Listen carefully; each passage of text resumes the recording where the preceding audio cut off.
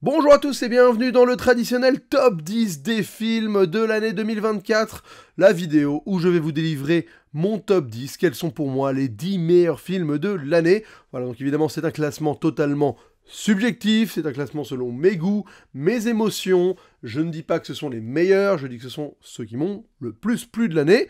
Voilà, ça a été pour moi 2024 une année avec franchement un top 10 dont je suis très content, j'ai vraiment eu des excellentes expériences cinéma. Je pense que la masse de films n'est pas à la hauteur des autres années peut-être, mais parmi les 10, il y en a vraiment des très très bons. C'est ça qui m'a plu, c'est que j'ai vu 70 films cette année, je crois, ou à peu près 75 films de l'année. Voilà, sur les 75, je pense qu'il y en a 3 quarts qui sont en dessous de la moyenne, en dessous d'un 5 sur 10 par exemple. Et je pense qu'il y a un quart, et donc 10 films, en tout cas il y en avait à peu près 12-13 qui se bataillaient au portillon de ce top. Donc c'est une année où le haut du panier est vraiment quelque chose qui m'a plu, j'ai été ému, j'ai été touché, j'ai été impacté par les films dont je vais vous parler dans ce top. Et vous allez voir, le cinéma français sera quand même à l'honneur dans ce top, et on commence tout de suite avec le numéro 10, qui est donc un film français, un film de genre, et c'est le film 37, L'ombre ou la proie, ou l'ombre et la proie, je sais plus. Donc 37, L'ombre et la proie, réalisé par Arthur Mollard, c'est un premier film, un film de genre. Rapidement, je vais pitcher le film.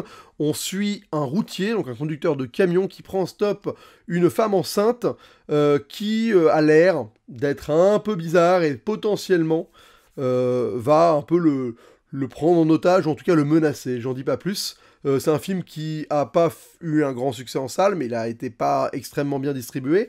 Et franchement, je vous le recommande, grandement. La 10e place, ça a été une place où je me suis beaucoup posé de questions.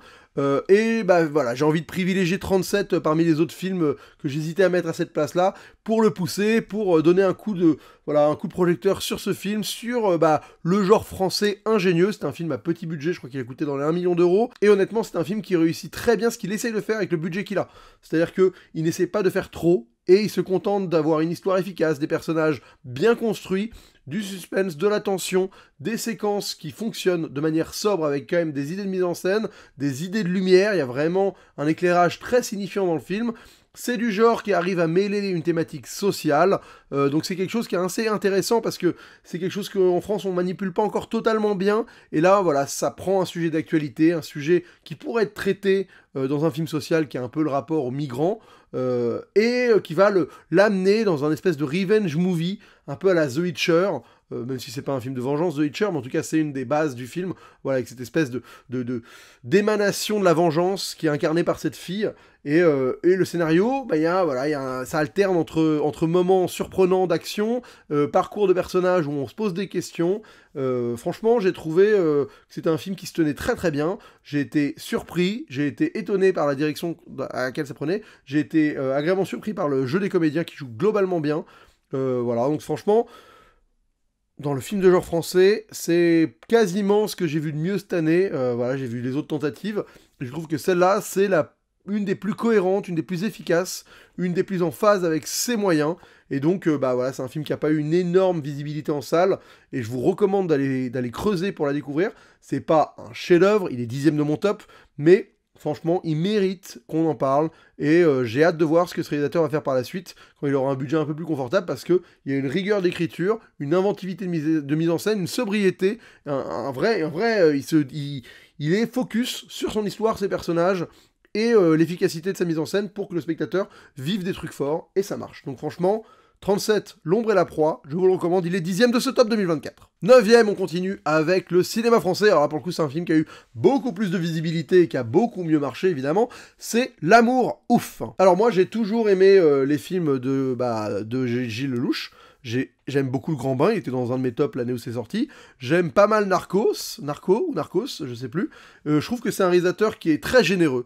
Et indéniablement, L'Amour ouf, voilà, c'est un film fleuve, un film de 3 heures quasiment, avec une mise en scène qui est extrêmement variée, il y a des idées dans tous les sens, ça part un peu n'importe où, mais c'est ce que j'aime, c'est un film vraiment où c'est un délire de cinéaste, un délire de cinéphile, c'est un film qui vraiment s'amuse avec la mise en scène et te raconte une histoire d'amour. Certes, l'histoire m'a pas transporté, c'est pas l'histoire la plus extraordinaire que je connaisse, mais la manière dont c'est mis en scène, c'est vraiment, vraiment notable, et ça m'a vraiment fait un bon morceau de cinoche cette année. Avant tout, faut que je pitche le film. Rapidement, c'est deux jeunes qui se rencontrent au collège, il y a un peu le bad boys et la fille qui a perdu sa mère, c'est un peu leur caractérisation. Ils tombent amoureux, lui il va rentrer plus ou moins dans un crépuscule mafieux, gangster, il va aller en tôle, elle va vivre sa vie de son côté, et quand il sort de tôle, il va essayer de la retrouver.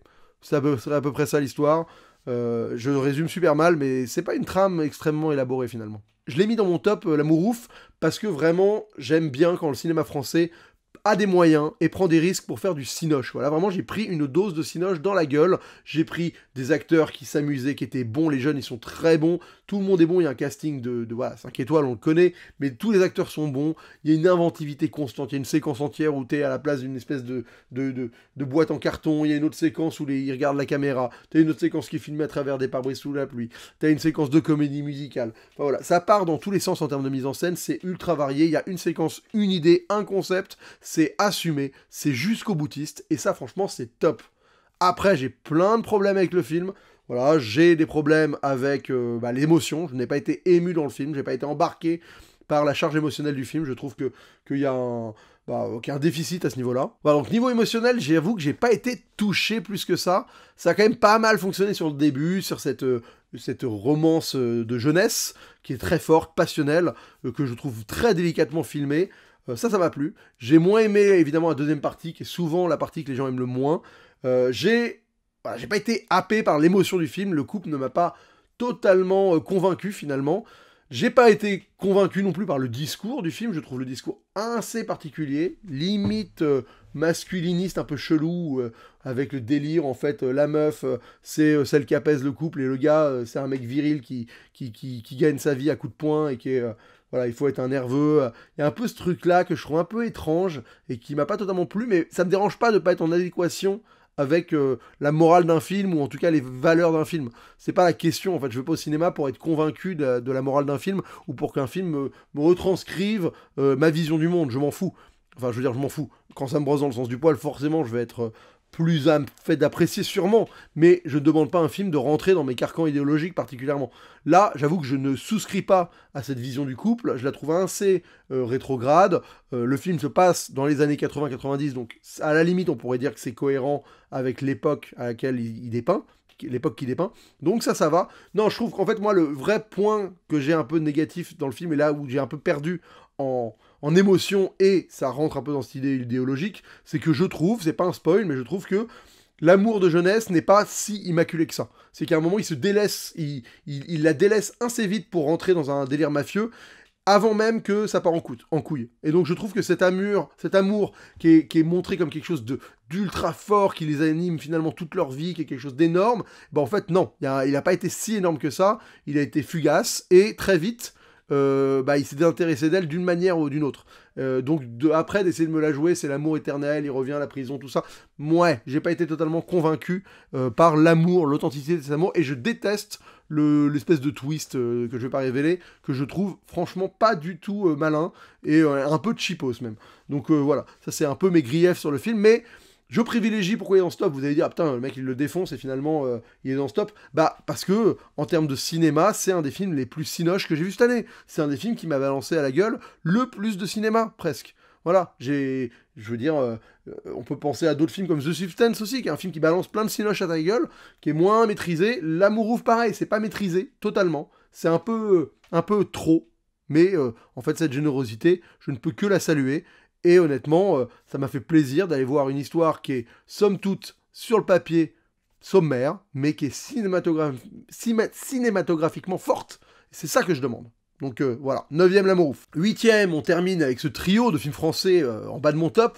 C'est Le Comte de Monte Cristo, le blockbuster français qui a fait 9 millions et quelques d'entrées, c'est énorme. Donc voilà, on avait eu Les Trois Mousquetaires, qui était la grande fresque, qui est un peu, on reprend un peu la même production, on prend les auteurs des Trois Mousquetaires et il passe à la réal. On a Pierre Ninet, on raconte le roman d'Alexandre Dumas avec Edmond Dantès, Le Comte de Monte Cristo.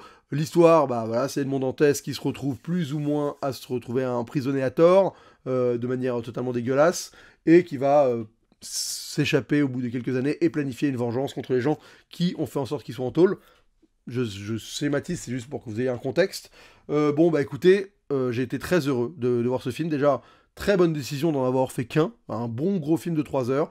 C'est sobre, c'est efficace, c'est épique. Il y a un côté nolanien, c'est très, voilà, les choses sont bien écrites, bien agencées. Il y a une mécanique qui est bien huilée. C'est un film qui a pas d'éclat totalement, mais qui fonctionne tout le long. L'interprétation de tous les comédiens est bonne, sauf celle qui joue Angèle, la sœur, je crois, d'Edmond. Non, Angèle, au début, il y a un personnage qui s'appelle Angèle, qui joue pas très très bien, honnêtement.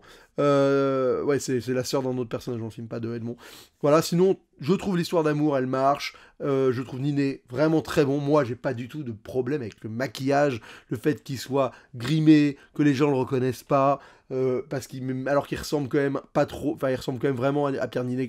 Mais enfin, je veux dire, c'est un film. Je veux dire, Zorro, il a juste un loup et les gens le reconnaissent pas. Batman, on voit la moitié de sa gueule et les gens le reconnaissent pas. Superman, il enlève ses lunettes et les gens le reconnaissent pas. Donc franchement, c'est une convention de cinéma. Pour moi, je vois même pas comment on peut se retrouver à tomber là-dessus sur le film. J'ai entendu des critiques qui, pourtant, sont des critiques que j'estime. Hein. Franchement, honnêtement, quand j'entends Capture Mag tomber sur le film parce que le maquillage est trop ressemblant du vrai Edmond Dantès, je me dis, mais putain, vous avez vraiment envie de défoncer le film sur des biais où normalement vous acceptez, quoi. Enfin, je veux dire, Superman, personne n'a jamais rien dit parce que c'est une convention de cinéma. Pour moi, c'est une convention. Et en effet, je préfère avoir un mec stylisé qui ressemble à Pierre Ninet, qui peut s'exprimer quand même sans un maquillage de barjo sur la gueule, que un mec, un Edmond Dantès, enfin ouais, un Edmond Dantès, ou plutôt un Comte de Monte Cristo, qui aurait une gueule totalement différente de Pierre Ninet, et qui serait un peu gênant tout le film, quoi. Donc moi, voilà, honnêtement, je comprends pas ce point. Vous pouvez vous acharner dans les commentaires, m'expliquer que je suis un gros nul, parce que en effet, c'est pas crédible. En plus, il y a le côté, si on veut vraiment aller dans les trucs crédibles, de l'historique, c'est-à-dire qu'à l'époque, les gens n'avaient pas des photos des autres gens, quelqu'un disparaît pendant une vingtaine d'années, t'as que le souvenir de sa gueule il y a 20 ans, franchement, quelqu'un qui ressemble un peu mais pas trop, je trouve que c'est pas évident de se dire, ah ouais, franchement, tout le monde l'aurait reconnu, et d'ailleurs, ce que je trouve intéressant, c'est que la seule personne qui vraiment s'intéressait à lui, était amoureuse, le reconnaît direct, finalement. Donc, encore une fois, je trouve que ça fonctionne, bref. Donc, c'est un petit détail, mais je trouvais ça, j'avais envie d'y répondre, c'est aussi mon droit de réponse à tout ce que j'ai entendu sur le film cette année. Non, vraiment... Grande fresque, bien menée, un film qui m'a fait plaisir, j'ai pris mon pied au cinéma, je n'ai pas lu le roman, donc j'ai eu pas mal de gens qui m'ont expliqué que l'adaptation n'était pas si bonne que ça, qu'il y avait tout un aspect punk du film et politique qui l'a totalement enlevé du film, qu'ils ont totalement enlevé du film, et je veux bien l'entendre, mais bon, forcément ça rentre pas dans ma grille de lecture. Moi j'ai pris mon pied devant cette espèce de Batman à la française, un peu, vraiment bien foutu. Je suis content que ça ait marché, je suis content que ça ait eu ces cachets-là. Il y a juste la fin qui est vraiment pas réussie, ce combat d'épée qui est mal foutu et qui est contre-climatique au possible. Vraiment très décevant. Mais sinon, il y a des séquences qui fonctionnent vraiment bien. J'ai adoré cet engrenage de vengeance, cette espèce d'esprit qui se met à cultiver un esprit de vengeance qui finit par détruire même à ne plus avoir aucun intérêt autre que se venger, qui finit par détruire même la personne qui veut se venger. Enfin, ça n'a plus aucun sens, mais une fois que c'est enclenché, t'es obligé d'aller au bout, presque. Voilà, donc franchement, ça a été... je m'attendais à être un peu mof. Moi, les Mousquetaires, j'avais bien aimé le premier, j'ai même pas été voir le deuxième, donc c'est quand même assez surprenant de ma part, je suis un peu bizarre. Et celui-là, franchement, j'y suis allé, la salle était comble, j'ai vécu un vrai moment de cinoche. Deux grands spectacles français, c'est des choses qu'on demande depuis plusieurs années, moi, au cinéma français. J'avoue que l'aventure, des grands spectacles, des films familiales, des films un peu générationnels, populaires, à grand spectacle, c'est des choses que je veux voir dans le cinéma français. On a tout un bagage de choses, de patrimoine à exploiter. Bon, bah voilà, c'est bien que ça soit fait avec les moyens, avec des bons acteurs, avec des réalisateurs qui en font pas des caisses, mais qui savent là où mettre leur énergie. J'ai vraiment trouvé ça très très bon, la musique est bonne. Voilà, donc franchement... Monte Cristo, 8ème dans mon top, belle surprise de l'année, en tout cas, confirmation que c'est cool que ça soit pas ridicule, parce que je fais des parenthèses, ça sert à ça ces vidéos, mais je me souviens de l'époque où il y a eu une première vague de films de ce type, Arsène Lupin, Belphégor, tous ces trucs-là, et c'était nul. C'est le Arsène Lupin d'il y a 10 ans avec Romain Duris, là, d'il y a 15 ans, de Salomé, d'ailleurs c'est Jean-Paul Salomé, les deux films dont je vais parler, c'est horrible, c'est regardable. Pareil pour l'autre film Belphégor, c'est nul.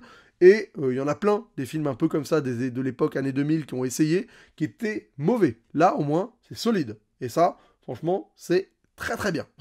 On revient de loin, on revient de très loin. Donc, merci, c'était top.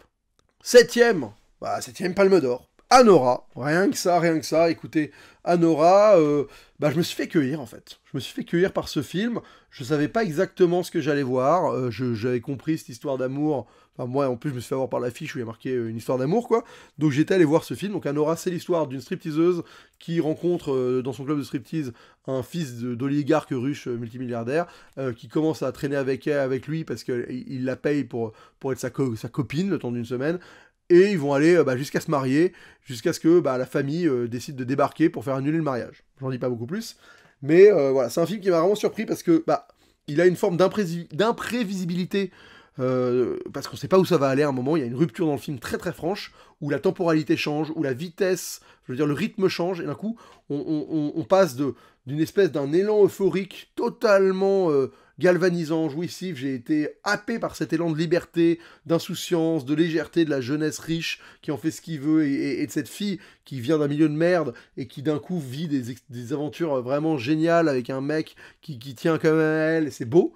Et cette rupture sèche avec un questionnement qui dure sur putain, mais qu'est-ce qu'on vient de voir? Est-ce qu'on a vu de la sincérité? Est-ce qu'on a vu quelque chose de pas sincère? Et on est comme elle, où on a envie d'y... Moi, j'ai vraiment eu une empathie avec elle, avec Anora, dans cet aspect où j'avais envie de croire comme elle à cette histoire, à la sincérité de quelque chose. Et donc, on est...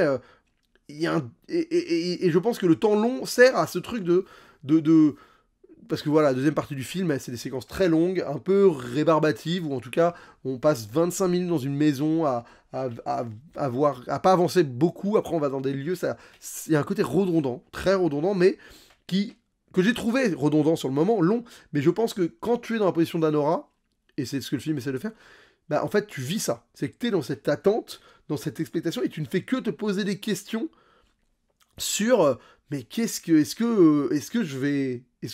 j'ai bien compris ce que je venais de vivre finalement. Et donc moi ça a vraiment fonctionné sur moi à ce niveau-là.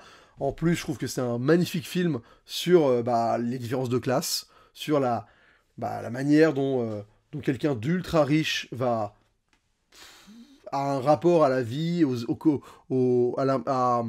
commitment, je sais pas c'est quoi, au fait à l'attachement, au fait de convenir de quelque chose et d'aller et d'être entier, et quelqu'un à l'inverse à qui on promet des choses et qui veut s'y tenir, mais qui est quand même lucide sur sa place dans le monde.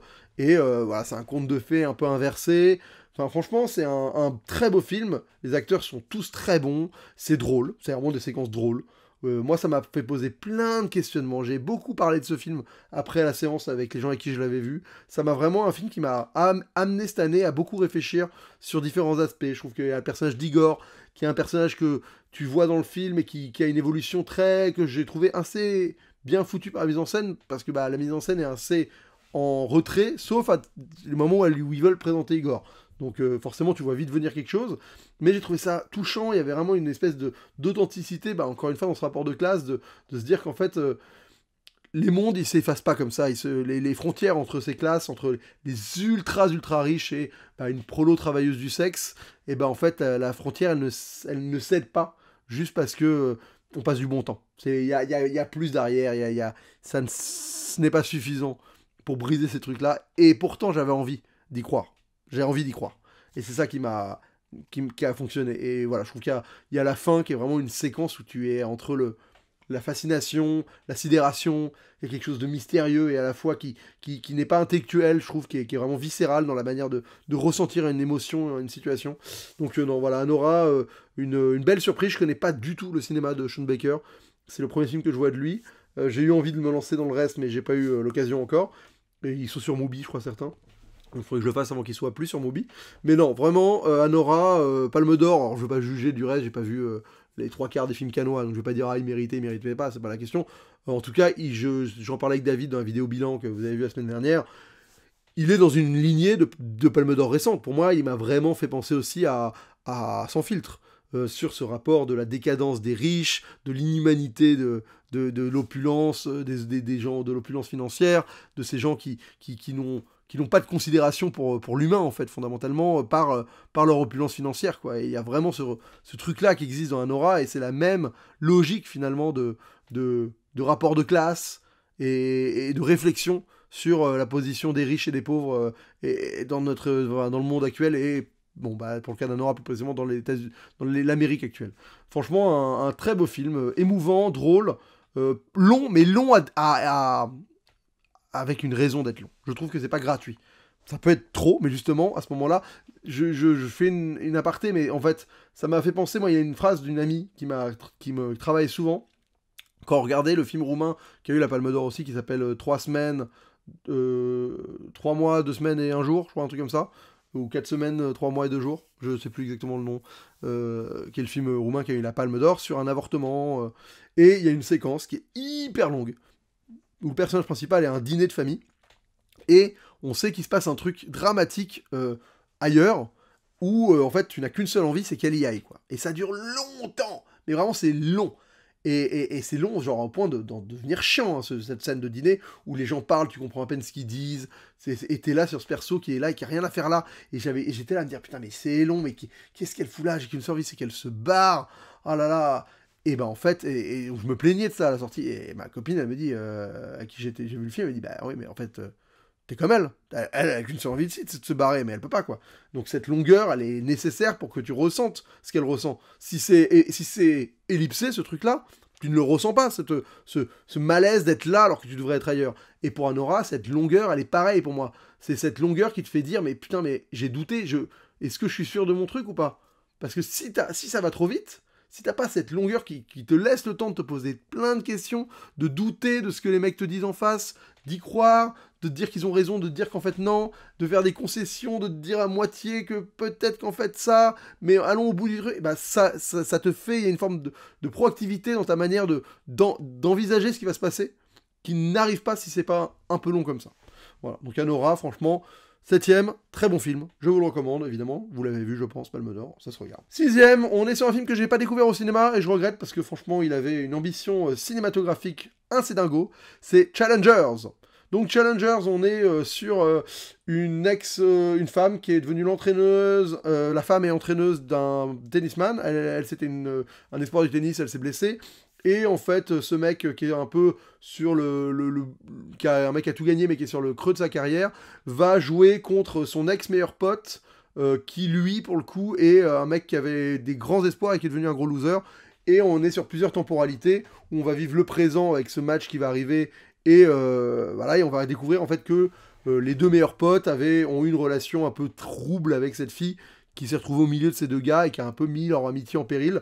Donc c'est le réalisateur de Call Me By Your Name et du remake de Suspiria. Je m'attendais pas à grand chose, honnêtement, et j'ai été totalement cueilli par, encore une fois, ça revient un peu avec la mourouf, par la générosité de la mise en scène. On est sur un film d'une générosité de mise en scène, d'une inventivité qui, moi, me satisfait pleinement en tant que cinéphile qui aime ce genre de choses. Alors, c'est peut-être un peu pompier, c'est peut-être too much, il y a des gens qui aiment pas, moi j'ai parlé des gens qui détestent ce film, qui vraiment, au moment où t'es à la place de la balle de tennis et que t'as un match de tennis où t'as une caméra embarquée au niveau de la balle, les gens ils me disent ah ça je pouvais pas, ça m'a sorti du film. Moi j'ai adoré l'inventivité pour filmer le tennis, pour filmer les tourments, les flashbacks, les allers-retours dans le temps. J'ai trouvé vraiment qu'il y avait une force narrative visuelle qui m'a tenu et qui m'a plu à mort. Après, c'est un film qui m'a pas suivi tant que ça dans l'année, donc mine de rien, je l'ai un peu redescendu. À un moment, il était plus haut dans mon top. Bon, il est quand même 6ème, hein, c'est quand même vraiment bien. Mais c'est vrai que je l'ai vu un peu. Il commence à dater en plus, donc mine de rien, je m'en souviens moins bien aussi. Mais voilà, je me souviens aussi que j'ai été vraiment touché par ce trio, parce que j'avais envie qu'il y ait quelque chose qui existe, mais qui en fait ne veut pas exister, qui est le trio, quoi, le trouble, qui pourrait être une option, mais qui n'en est pas une. Et voilà, c'est une belle histoire d'amitié, de jalousie. C'est un film qui est quand même pas, qui est assez sexy, quoi, mine de rien. Il y a vraiment des moments sexy où t'es un peu émoustillé. Voilà, Zendaya, moi c'est pas une actrice que j'affectionne particulièrement, mais dans ce film elle est top. Elle est vraiment charmée. Elle arrive à jouer vraiment cette dignité, cette classe, ce sex appeal, cette intelligence, elle l'émane, c'est fort. Je trouve que les deux comédiens qui jouent les deux personnages sont très bons. J'aime beaucoup celui qui joue un peu le loser dans la temporalité du présent. Voilà, donc c'est un film, je me suis un peu fait avoir, je m'attendais pas du tout à ce que ce soit aussi généreux, aussi varié en termes de mise en scène, inventif. Bon, voilà, c'est un film que je vais m'acheter en Blu-ray assez prochainement et que j'ai envie de revoir parce que Je sais que là, il y a vraiment un truc à aller chercher. J'avais été vachement frustré par un film qui était sorti il y a quelques années qui s'appelait Björn contre McEnroe, où il y avait tout un match de tennis avec des flashbacks, ce qui a un lien avec Challengers un peu, et parce que le tennis n'était pas filmé de manière très surprenante. Là, il y a tout. Je vois pas quelle option ils n'ont pas utilisé pour filmer le tennis, quoi. Et franchement, les matchs sont bons, les séquences de tennis marchent, il y a un côté jeunesse, doré, un peu... voilà, les gens, ils sont tous jeunes, ils sont tous beaux, ils sont tous talentueux. Et pourtant, bah, les destins, voilà, ça tient à différents trucs par moment. Et j'aime bien aussi cette réflexion que tu as sur le côté un peu de par moment, en fait, le bad boy, ou en tout cas, le gagnant n'est pas celui nécessairement qui dégage la victoire. Le fait d'être un loser, c'est aussi d'avoir une forme de nonchalance, c'est aussi une forme de victoire, et c'est ça qui est charmant. Voilà, donc c'est un film qui m'a vraiment bien plu cette année. Je sais que là, je lui rends pas honneur avec ma manière dont je en parle là, parce qu'il est un peu nébuleux dans ma tête, mais je note tous les films que je vois sur Sens Critique, et je vais essayer de faire Letterboxd aussi cette année de manière assidue. Et bah, je sais que je lui ai donné 9 sur 10 à l'époque, donc c'est énorme, 9 sur 10, j'en ai donné quelques-uns cette année, mais ça m'arrive pas souvent, donc à l'époque j'avais vraiment été bluffé. Je l'ai redescendu la note là récemment à 8, parce que bah, je m'en souviens pas si bien finalement, mais je sais que je reste sur mon impression le visionnage que j'ai eu, qui était vraiment charmé. Et j'ai envie de le revoir pour ça, pour vraiment confirmer cette impression. Et voilà. Donc à l'heure actuelle, il est 6ème de mon top, c'est une très belle note. 5ème, on est sur un gros blockbuster de l'année. Voilà, les blockbusters, j'en ai pas vu 25 000 cette année, mais le peu que j'ai vu, ils étaient vraiment bien. Et donc là, on est sur Dune 2. Voilà, Dune 2 de Denis Villeneuve, film qui a divisé, hein. Moi j'ai pas lu les romans, donc je ne sais pas ce que ça vaut en termes d'adaptation. Je n'avais pas aimé le premier, et pourtant, j'ai adoré le deuxième. J'ai adoré, j'ai pris un pied de cinéma total, rien que dès le début. Je trouve qu'il y a une élégance de mise en scène, il y a des trucs que j'avais jamais vus en fait. Enfin, voilà. Ce fameux décollage oh là, putain, aucun souvenir des noms des noms des factions dans Dune, là. J'allais dire les Targaryens, mais ça c'est dans Game of Thrones. Les Harkonnen, voilà, les Harkonnen qui décollent là en silence, il y a une épure de la mise en scène, et à la fois il y a des moments de bravoure qui au cinéma m'ont claqué la tronche, cette espèce d'attaque de moissonneuse-batteuse là, je la trouve extraordinaire cette séquence, ça m'a fait penser à l'Empire contre-attaque avec la bataille sur Hoth au début, là, avec les AT&T. Donc non, Dune 2, j'ai trouvé Chalamet vraiment très bon. Ce parcours de personnage m'a impliqué, m'a intéressé. J'ai trouvé qu'il y avait un souffle épique tout le long. Il y a la séquence du verre qui est extraordinaire. Voilà, on est sur un blockbuster où vraiment j'ai pris mon pied. J'ai trouvé que tous les moments importants du film, ce qu'on appelle les moments de bravoure, il les réussissait Villeneuve. Il réussissait ces moments de bravoure. Et on est sur un film qui vraiment, pour moi, m'a amené de gros moments en gros moments, de gros moments en gros moments. Après, en effet, je ne sais pas s'il est fidèle ou pas au livre. Apparemment, il y a des problèmes, les gens qui kiffent les bouquins ont un peu de mal. La fin est rushée. La fin, c'est un vrai point noir. C'est pour ça qu'il est que 5ème.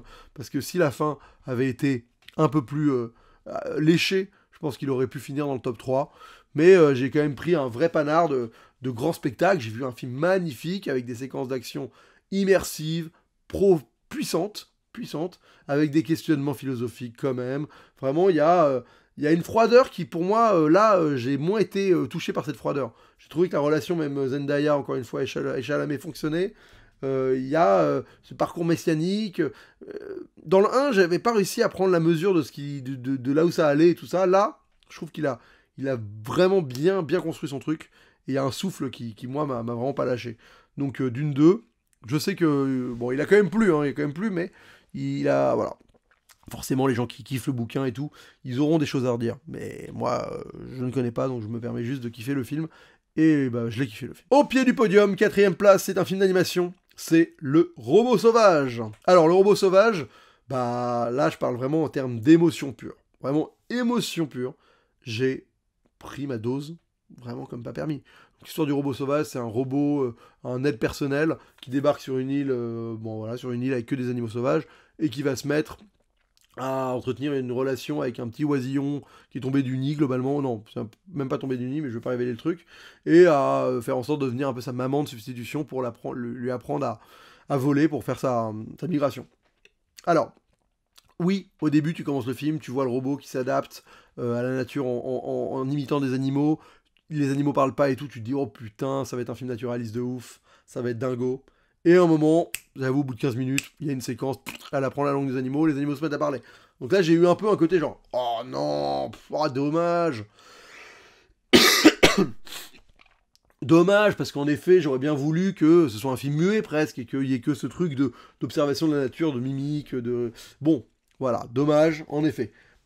Il n'est... Tout juste est-il qu'en fait, une fois que tu passes ce truc-là et que tu te dis que c'est juste pas le film qu'ils ont voulu faire, bah il y a une relation qui se construit et qui, pour moi, est un ravage émotionnel. J'ai pleuré 2 fois devant le film, à 2 moments distincts, pour des trucs qui ont fait appel à mon sens de parent, qui ont fait appel au fait de quitter son nid, à laisser les choses derrière soi, voilà, à lâcher prise, enfin des notions qui sont très fortes, qui sont très symboliques, qui sont très fortes, des trucs universels, et j'étais, pour le coup, voilà, la séance, je l'ai vu, le film avec ma fille, qui a 7 ans, et qui, elle, a pleuré à d'autres moments, pour d'autres raisons, donc j'ai vu vraiment l'impact du film auprès des enfants qui ont rigolé, qui ont pleuré, j'ai senti une émotion très forte dans la salle, j'ai été impacté, j'ai vraiment vécu une séance magique, quoi, une vraie séance de film d'animation comme je les aime, où il y a de l'émotion forte, il y a du rire, on prend pas trop les enfants pour des débiles, c'est beau, le film est magnifique, avec en plus ces différentes textures entre la nature et le robot, et le fait que le robot devienne de plus en plus lié à la nature et tout ça. J'ai vraiment pris un panard de visionnage sur une histoire qui est simple, mais qui véhicule des magnifiques valeurs d'acceptation, de, ouais, de parcours initiatique, et avec une esthétique relativement sobre en plus. Voilà, après, il y a des trucs que je trouve un peu pas ouf, quoi. Il y a un moment une scène de tempête que je trouve pas dingo. Il y a un troisième acte, un peu en mode blockbuster, avec une menace qui débarque. Bon, c'est pas les trucs les mieux du film, mais il y a des séquences avant qui vont tellement loin, qui arrivent à tellement t'embarquer émotionnellement. La séquence du vol, qui est grandiose, qui est trop belle, quoi. C'est vraiment, ça m'a pris aux tripes. Donc, je sais, j'ai écouté pas mal de critiques. Le film est marrant parce que j'ai vu des gens vraiment l'adorer, être comme moi, avoir été hyper ému et garder ce souvenir d'émotion pure. Et d'autres qui trouvent vraiment que c'est un film d'animation un peu bas de gamme, quoi. Un peu, ouais, bon, ok, pas ouf, quoi. Film d'animation pour les mioches, quoi. Et bon, bah voilà, c'est marrant bah, je trouve que moi, ça a marché émotionnellement sur moi et c'est ça que je retiens. Moi, à partir du moment où il y a l'émotion qui frappe, alors le pleur, le rire, globalement, bah, je ne peux que valoriser ça en fait. Moi, je valorise ça parce que c'est trop rare devant un film d'être ému aux larmes. Et ça m'arrive pas si souvent que ça. Cette année, ça m'est arrivé quelques fois. Et donc, bah, ces expériences-là, c'est pour moi celles qui m'ont le plus marqué cette année. Voilà. Alors, je sais que bah, c'est marrant parce que c'est sorti pas loin du film Flo avec un chat. Et moi, Flo, c'est un film que j'ai pas du tout apprécié, par exemple. C'est un film que j'ai pas du tout été ému. Et pourtant, il fait ce truc d'animaux qui parlent jamais, pas trop anthropomorphisés. Et bah, moi, l'approche du robot sauvage m'a plus parlé largement. C'est pas pour mettre les deux films en parallèle, c'est pas la question, mais parce que j'ai entendu pas mal de podcasts, j'ai entendu Capture Mag et réaliser son trucage faire ce lien et un peu opposer les films. Et donc, bah, je trouve ça intéressant parce que c'est vrai qu'ils ont un lien de parenté. Après, c'est pas du tout le même budget et tout ça. C'est pour ça que je mets pas les films sur le même niveau. Mais je veux dire, moi, l'approche du robot sauvage, malgré son retour vers quelque chose de conventionnel, m'a quand même parlé et a fonctionné émotionnellement sur moi. De fou.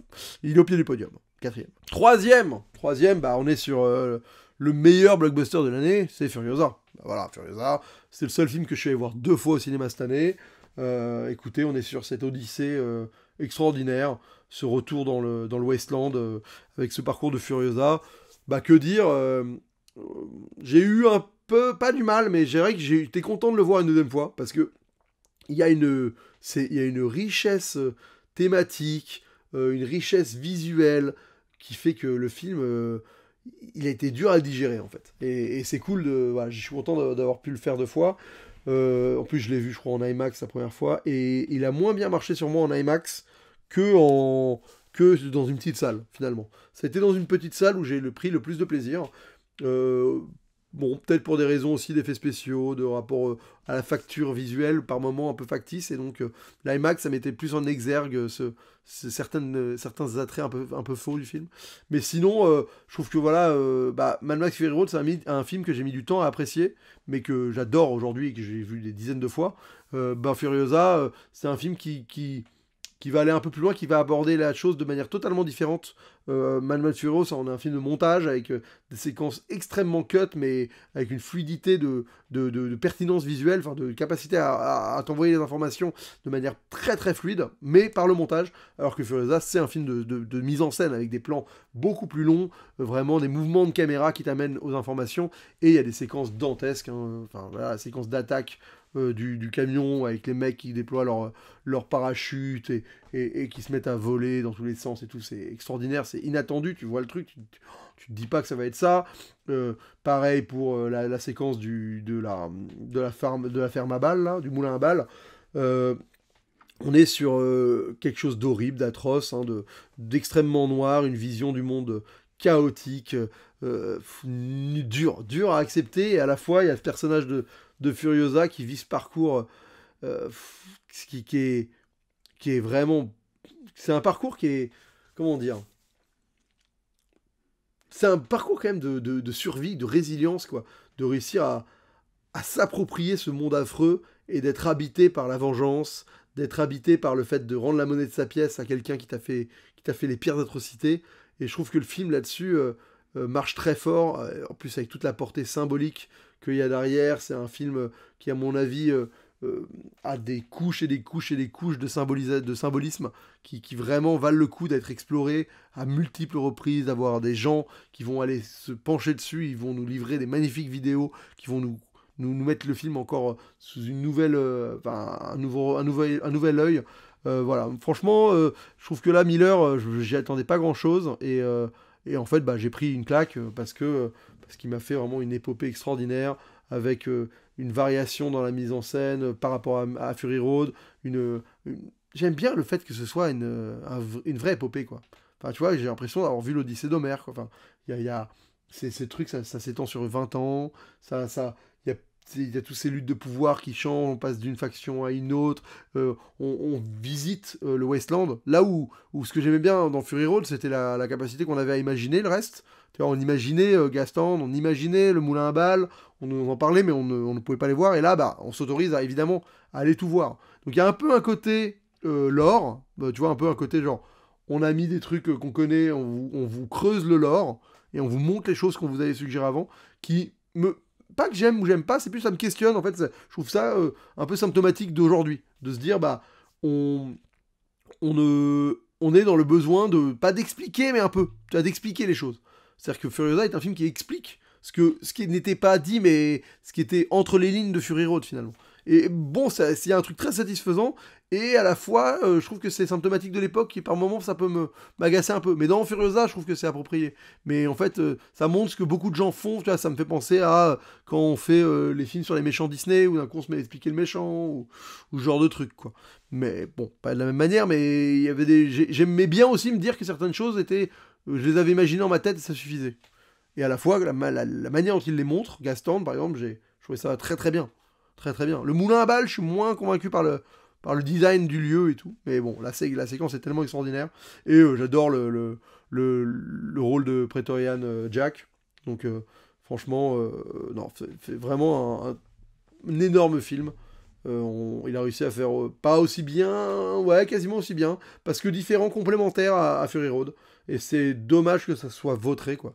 Furiosa, c'est vraiment triste. Je crois que j'en ai parlé dans un live avec David, je pense, du film, si jamais. C'était plus frais dans ma tête que maintenant. Mais en tout cas, il est troisième de mon top. Voilà. Donc, il vaut vraiment la peine. Bon, tout le monde l'a vu, j'imagine, hein. Deuxième, écoutez, je suis content d'être allé le voir au cinéma. Celui-là, c'est un film qui a fait un énorme beat que personne n'a vu, qui est passé totalement inaperçu. Et pourtant, c'est Here de Robert Zemeckis. Et oui, les plus belles années d'une vie. Bon, le sous-titre est pas ouf. Mais Here, donc ça raconte, on est sur un concept de mise en scène très particulier, où on est sur un plan fixe, qui est quelque part, donc qui va être plus ou moins dans un salon d'une maison, et on va vivre plusieurs époques à travers ce plan fixe, par un jeu de cadre dans le cadre, d'apparition, voilà. Mais on est toujours sur le même cadre, donc on va passer des dinosaures à aujourd'hui, quoi, dans ce même plan. Et on va voir plein d'époques se défiler, et on va globalement suivre la vie d'un couple, qui est joué par les gens qui jouaient dans Forrest Gump, Tom Hanks et Robin Wright, voilà, au cours d'une évolution avec du de-aging, ils commencent jeunes et ils vieillissent. Et bah écoute, à un moment, faut accepter que quand on finit en larmes devant un film parce qu'on a été submergé par l'émotion que le film nous a provoqué, bah c'est une victoire pour le film. Je veux dire, là, à un moment, hier, au-delà du dispositif de mise en scène qui est finalement extrêmement cinématographique, j'avais peur parce que c'est adapté d'un roman graphique, enfin, d'une BD quoi. J'avais peur, je me disais que ça allait pas être adapté, je sais pas comment ça allait être fait, et en fait, bah non, en fait, il est ultra fort avec ça, Zemeckis, il y a plein d'astuces pour nous faire voir le hors-champ, pour nous faire comprendre les choses, pour nous faire vivre les ellipses, pour faire des références entre toutes les époques, parce que mine de rien, on suit quand même plusieurs parcours, il y en a des plus intéressants que d'autres, il y en a qui se répondent thématiquement, il y a les pesants négatifs, les pesants positifs de la vie, et en fait, il y a surtout un vrai discours avec lequel j'ai eu du mal, où j'ai mis du temps à vraiment prendre la... C'est ça qui m'a plu, en fait, c'est que pendant tout le film, je me suis questionné en me disant, mais est-ce que c'est vraiment intéressant ce qu'on voit là? Enfin, la trame principale, ces persos de Tom Hanks et Robin Williams, est-ce que c'est vraiment intéressant? Est-ce que c'est des persos intéressants? Ils ont... C'est pas fou, quoi, ce qu'on raconte sur eux. Mais, en fait, le film, à un moment, te fait comprendre qu'en fait, C'était pas... Enfin, la question n'était pas de se la poser, si c'était intéressant ou pas. Et c'est ça qui m'a achevé. C'est qu'en fait, je veux pas spoiler parce qu'on n'est pas dans un top où je spoil, mais la question c'est de se dire, bah, en fait, si tu passes ta vie à te demander si c'est intéressant ou pas, est-ce que tu vis vraiment, quoi, d'une certaine manière. Et c'est ça qui m'a dévasté, c'est que je pense, m'être fait avoir par le film de la meilleure des manières. C'est-à-dire que j'avais ce sentiment de me dire, mais il faut plus, il faut plus, il faut plus, il faut plus. Ah, faut-il vraiment plus? Magnifique. Non, voilà, donc j'ai pas du tout été perturbé par les effets spéciaux. Je pense que c'est un film à voir, je l'ai déjà dit, mais je le redis pour ceux qui regarderaient que ce top. Mais je pense que pour le coup, je disais que j'ai eu du cul d'être allé voir au cinéma parce que le dispositif de mise en scène, vu qu'on est dans un cadre fixe, le cinéma t'offre un rapport à l'échelle qui est presque du 1 sur 1. C'est-à-dire que moi, j'étais dans une salle d'écran normale, enfin taille moyenne, mais la taille du cadre, qui est dans un salon fixe, donnait que les personnages avaient un rapport de presque comme si je voyais la réalité du salon devant moi. Alors que c'est vrai que dans une télé où le cadre est pas le rapport de taille est pas le même, il va y avoir pas cet effet-là. J'avais vraiment l'impression d'être derrière une vitre, enfin ou même pas, au milieu de la pièce et de voir toujours la même pièce évoluer devant moi à échelle 1 sur 1. Et ça, c'était très fort aussi. Voilà, la musique est magnifique. Voilà, Zemeckis, il m'a pas toujours convaincu ces dernières années, mais là, bah, à un moment, comme je disais pour le robot sauvage, l'émotion, hein, l'émotion, quand l'émotion me submerge, quand je finis un film en pleurant, que je reste jusqu'au bout du générique en repensant au film, que j'écoute la BO sur le chemin du retour en repensant au film, que le film m'inspire pour mes projets futurs et tout, bon, bah, à un moment, je peux pas demander plus, quoi. Je peux pas demander plus, et pourtant, on est sur quelque chose qui raconte des choses tout simples. Mais bon, c'est un peu le pendant totalement différent de Tree of Life, un peu, de Terrence Malick, je trouve. Je trouve qu'il y a un peu il y aurait un parallèle intéressant à travailler sur les deux films, Tree of Life et Here. Ouais, ça pourrait être rigolo. Enfin, rigolo, je sais pas, mais en tout cas, il pourrait avoir comment tu racontes deux choses qui sont à la fois très liées, à la fois très différentes dans la forme et dans le fond, et qui se répondent. Donc voilà, vu que Tree of Life est un de mes films préférés de tous les temps, forcément. Et on va passer au top 1. Ah, le top 1, écoutez. Emilia Pérez de Jacques Audiard. Et oui, Emilia Pérez, qui donc raconte l'histoire d'une avocate qui est contactée par un chef d'un cartel mexicain qui décide de changer de sexe, voilà, de devenir une femme et donc de disparaître plus ou moins de la société. Et on va suivre cette avocate qui va commencer les procédures pour aider ce gars-là. Bon, bah, écoutez, plusieurs choses. Déjà, on est sur un film français, hein, c'est cool, mais on était sur la générosité du cinéma français avec l'amour ouf et tout ça. Bah là, c'est un film où je pense que ça faisait très longtemps que j'avais pas vu un film où j'ai senti autant la maîtrise du réalisateur. C'est-à-dire que Jacques Audiard, là, il a plus de 70 ans, il est au summum de sa maîtrise. C'est-à-dire que la dernière fois que j'ai vu un film autant maîtrisé, c'était Furiosa, ou c'était par exemple, tu vois, le Loup Wall Street de Scorsese. On est sur des mecs qui sont au sommet de leur maîtrise. C'est-à-dire que tout ce qu'ils tentent, qui est audacieux, fonctionne parfaitement dans le film. C'est un truc de barjo. Vraiment, enfin, je veux dire, si on analyse la mise en scène, la sérénité avec laquelle il fait des choix radicaux, c'est fou. À l'inverse, par exemple, de L'Amour ouf, qui est un film foutraque, qui propose plein de trucs, des fois tu te dis, oh bah là, franchement, c'est un peu too much, ça valait pas le coup. Bah voilà, là non. Là, tu sens qu'il y a une espèce d'assurance dans les choix qu'il fait, et tous les trucs, même les plus barrés, parce que c'est une comédie musicale, donc forcément, il y a un peu d'onirisme, il y a des moments où ça se met à danser du groupe, il y a des moments où ça chante lors d'une discussion, mais c'est pas non plus si présent que ça. Il y a peut-être 5-6 chansons dans le film. Peut-être un peu plus, je sais plus. Mais en tout cas, ça m'a. Enfin, moi j'aime bien la comédie musicale en plus, je vais pas dire ça m'a pas dérangé, ça m'a plu, justement. Mais bref, il y a une maîtrise que je trouve d'une puissance énorme. En plus de ça, on rajoute une couche. La couche, c'est que je trouve l'histoire, pour moi, mais extrêmement poignante. J'ai été ému. C'est le film qui me travaille le plus cette année. Et en fait, je vais vous dire, c'est le film qui m'a le plus changé. C'est quand même pas rien. Je veux dire, on parle de la transidentité, on parle d'un sujet qui a l'air, qui est très clivant. Il y a plein de gens qui, je viens de voir des déclarations de Donald Trump récemment sur le fait d'abolir la transidentité aux États-Unis, ou en tout cas de faire la chasse aux trans et tout ça. Il y a ce rapport de wokisme, de machin, bref. Moi, je suis pas en contact avec la transidentité. Donc c'est un sujet de société qui me concerne pas du tout, sur lequel je me mets à avoir des avis parce que bah ça gravite autour de moi, il y a des gens qui trouvent, il y a plusieurs avis, moi j'ai mon avis, je veux dire voilà, je me forge, mais ce qui m'a dévasté avec Emilia Pérez, c'est que cette question de la transidentité, il a réussi à me la dépeindre, à me la faire vivre de manière extrêmement intime et émotionnelle en fait. C'est-à-dire que j'ai vécu le rapport que ce personnage a avec son genre et avec sa volonté de changer de genre de manière, mais vraiment, je me suis mis à sa place et j'ai vraiment réussi à comprendre de manière viscérale, de manière émotionnelle, de la manière la plus finalement personnelle qui soit, avec mon ressenti à moi, ce que c'est de naître, de ne pas naître dans le corps, dans le genre qu'on est. Enfin, qu'on se pense être, ou je sais pas quelle formulation vous voulez, qui va pas être mal prise, mais vous m'avez compris, de naître dans le genre qui n'est pas le sien. Et parce que vraiment, le film le montre par l'absurde, hein. Enfin je veux dire, c'est quasiment une démonstration par l'absurde de qu'est-ce qui se passe quand la personne qui naît dans le milieu le plus dangereux, le plus violent, ou macho du monde presque, et le cartel mexicain, tu vois, t'es vraiment dans le truc où quand t'es un homme, faut être le plus gros loup de l'histoire des loups pour survivre, bah en fait, est fondamentalement un agneau, parce que c'est un peu utilisé dans le film comme métaphore, à l'intérieur. Est une femme qui donc ne peut pas avoir le comportement qu'il voudrait avoir juste parce qu'il est né dans ce milieu-là et que c'est un homme et qu'il doit agir comme la société lui demande d'être pour survivre. C'est une histoire de survie en fait, presque. Et bref, j'ai trouvé ça dévastateur émotionnellement parlant. Ça m'a illuminé, ça m'a fait une épiphanie presque. J'ai compris quelque chose de manière intime que je n'avais que perçu de manière théorique, où je me questionnais toujours, j'étais jamais totalement... ouais, ok, bon, voilà, j'avais pas d'avis, mon avis n'était pas fondé sur grand chose d'autre que des choses intellectuelles. Et là, ça m'a ramené à quelque chose de viscéralement émotionnel.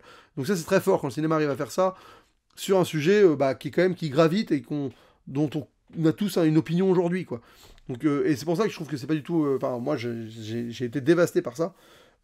En plus de ça, j'ai trouvé les acteurs, et surtout, enfin, les acteurs, non, les actrices, parce qu'il n'y a quasiment pas d'acteurs dans le film. Et Oscar Ramirez, je crois, c'est tout. J'ai trouvé les 3 actrices extraordinaires. Après, disclaimer, je ne parle pas espagnol couramment. J'ai eu des copains hispanophones qui m'ont expliqué qu'ils parlaient mal mexicain tous là. Leur accent est pourri. Selena Gomez, elle sait à peine parler espagnol. À l'oreille, apparemment, c'est hyper désagréable. Je veux bien l'entendre. Franchement, j'ai bien entendu Brad Pitt parler français dans Allié. Et quand t'es francophone, c'est horrible. Donc, j'imagine bien que c'est un problème qui peut exister que je ne vais pas prendre en compte. Je ne l'ai pas ressenti, je ne l'ai pas perçu. L'accent espagnol, mexicain, tout ça des actrices ne m'a pas gêné. Voilà. Donc je ne vais pas blâmer le film pour ça, moi, à mon échelle. Ça peut exister et je comprends. En effet, si tu as l'oreille qui est gênée par ça, tu passes à côté directement. Autre truc, on explique que c'est pas tourné au Mexique. Bah ouais, très bien, c'est du cinéma en fait. Je veux dire, le cinéma, ça a jamais été un art de la véracité, de devoir faire les choses in situ. Non, le film a été tourné globalement à Brie-sur-Marne, sur fond vert, sur fond bleu, majoritairement 90% du film quasiment. Bon, bah très bien, écoute, c'est une démarche cinématographique. Je n'y ai vu que du feu. J'ai été au Mexique pendant 2 heures, moi. Enfin, donc franchement, je n'y ai vu que du feu. Donc je vais pas vous dire, ah bah ouais, je trouve ça bizarre, c'est un peu bizarre comme démarche, machin. Non, au moment, c'est du cinéma. Il y a des films extraordinaires qui n'ont jamais été tournés là où ils disent être, et ça ne change rien. Enfin, le cinéma, ça a toujours été ça. C'est un art du faux, un art de la simulation, du simulacre. À partir du moment où c'est bien fait et qu'on ne voit pas les ficelles, c'est tout ce que je demande. Hein. Franchement, c'est tout ce que je demande. Donc là, pour le coup, pour moi, il est réussi à 100% à ce niveau-là. Et j'ai adoré les chansons. Il y en a une que j'écoute en boucle, qui me reste en tête, qui s'appelle Lady, qui a une petite chanson à un moment où elle parle à un docteur que j'adore. C'est une petite mélodie toute conne, mais je la trouve hyper puissante. En plus, ce qu'elle raconte, justement, c'est d'un humanisme total. C'est un film très fort émotionnellement parlant sur le déterminisme, le fait de naître quelque chose, de naître quelqu'un et de tracer sa voie, d'être confronté, enfin d'être conformé par une société qui te pousse à être quelque chose, quelqu'un que tu n'es pas, parce que bah, tu es né quelque part, d'une certaine manière, dans un certain milieu, et que ça te fait être quelqu'un. C'est du déterminisme social, ça parle de ça, je trouve ça assez magistral la manière dont ça en parle. C'est un film aussi qui est sur la rédemption, sur est-ce qu'on a le droit à une seconde chance, on a le droit de se laver de nos péchés, est-ce qu'on a le droit de changer fondamentalement, de disparaître pour renaître de manière positive ou pas. Est-ce que le passé peut être pardonné, oublié, effacé. C'est tout des questions comme ça. Voilà, c'est un film que je trouve magnifique. Voilà, donc franchement, pour moi, Audiard, là, il a sorti un truc énorme. Et il y a aussi, enfin, ce qui, pour moi, amène le film dans des sphères qui sont vraiment extraordinaires, c'est inattendu. Tu ne sais pas ce que tu vas voir quand tu vas le voir. Le pitch, il paraît improbable sur le moment. Il paraît improbable, et pourtant, en fait, il n'y a que de l'émotion qui s'en dégage. Il y a une espèce de force humaniste dans ce film qui est magnifique. Donc voilà, je sais qu'il y a plein de gens qui vont crier au wokisme, qui trouvent que c'est un film de militants transgenres, peut-être, ou apparemment il y a même des transgenres, enfin des associations transgenres qui critiquent le film. C'est un sujet, de toute façon, qui est un sujet, la transidentité aujourd'hui. Bon, bah, on laisse le sujet aux concernés, tout ça, mais c'est un sujet qui est épineux, que les gens, c'est un sujet on va dire, conflictuel aujourd'hui. Malheureusement, je trouve, pour les gens qui vivent ça, parce que c'est eux les principaux concernés, il n'y a pas de raison pour moi de... Je sais pas, je vais pas me mettre à faire de la politique à ce niveau-là, mais en fait, à partir du moment où il y a des gens qui souffrent et tout ça, bon bah ça me désole qu'il y ait de la haine envers des gens, globalement. Voilà. Oh putain, la bonne phrase de gauchiste un peu naïf. Mais bon, bref, je termine mon top sur cette phrase de naïveté absolue. Mais en tout cas, ce film-là, voilà, m'a dévasté. Je l'ai trouvé beau, je l'ai trouvé enivrant. J'y pense très souvent. J'ai qu'une seule envie, c'est de l'acheter en physique, de le revoir, de m'écouter la BO. Voilà, c'est Audiard, il a encore frappé fort avec un film qui me reste en tête et qui me questionne encore aujourd'hui. Donc Emilia Pérez, vraiment énorme surprise, énorme surprise. Je m'attendais pas à être autant embarqué par ce qu'il a réalisé. Et à voir un film aussi solide sur son inventivité, solide sur son esthétisme, voilà, et plein de cœur, quoi. Plein de cœur. C'est une fable, hein, donc il y a un vrai côté un peu too much, hein. Le parcours du personnage d'Emilia Pérez, il y a un rapport presque de saint qui est pas anodin, mais qui est fait exprès, hein. C'est vraiment quelque chose de fabuleux, hein. Enfin, ouais, je sais pas si fable et fabuleux ça va ensemble. Mais bon, bref, voilà. Voilà, donc c'est tout pour mon top 10.